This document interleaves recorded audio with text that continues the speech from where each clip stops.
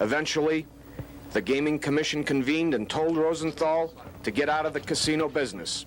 It provoked a stormy confrontation between Rosenthal and then Gaming Commission Chairman Harry Reid. An enraged Rosenthal accused Reid of double-crossing him after asking for favors from Rosenthal in the past.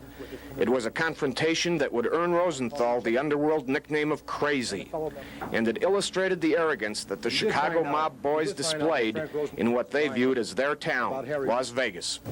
This was predictable. They would not even allow me a hearing. No inconsistency. When the chairman had told us that he would give us 10 days, whatever time we needed, until George Schwartz spoke up in the kangaroo court. And today he pounded his gavel in accordance with his commissioners.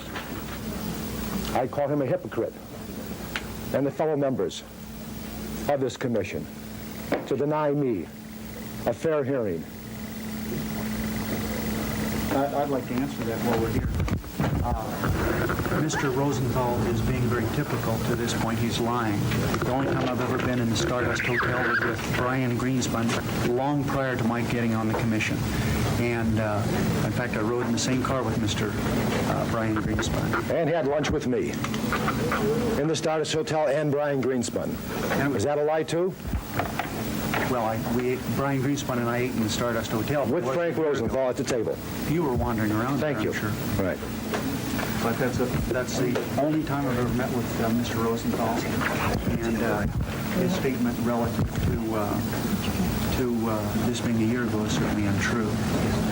And Mr. Reid, does this contradict the statement you'd made earlier about allowing as much time as was necessary?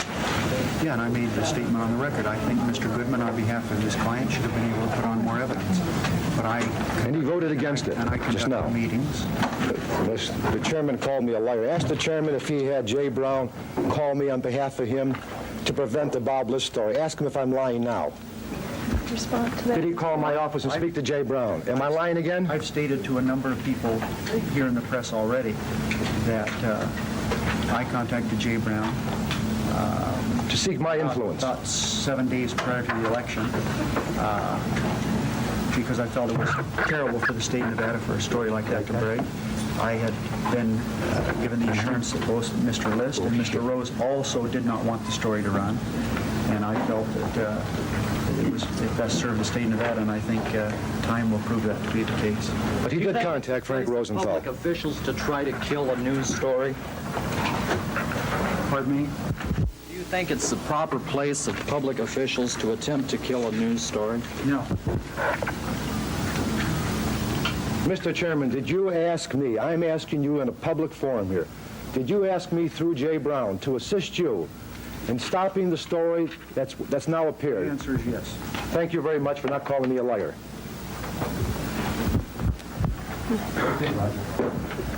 More bullshit. You and the O'Callahan gang. I don't see where you come up with that. You don't see it? No. Who do you work for? That statement was put together. Who do you work for, Roger? I work for the governor and the legislators, but that statement was put together by the 3 board members.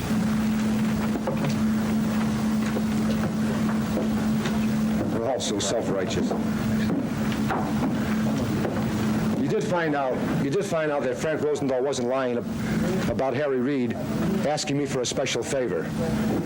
The chairman had the nerve to call me a liar. But he didn't deny that one, did he? We'll turn no more cheeks to him or Claire Haycock or anybody else. Commissioner Haycock, you have any comment in front of the public? You're usually very vociferous when I don't have a chance to respond to you. I'm here now in front of the press and the public. I would love to respond to you because you're very articulate. Give me a pretty good picture. We'll see what kind of catcher you are.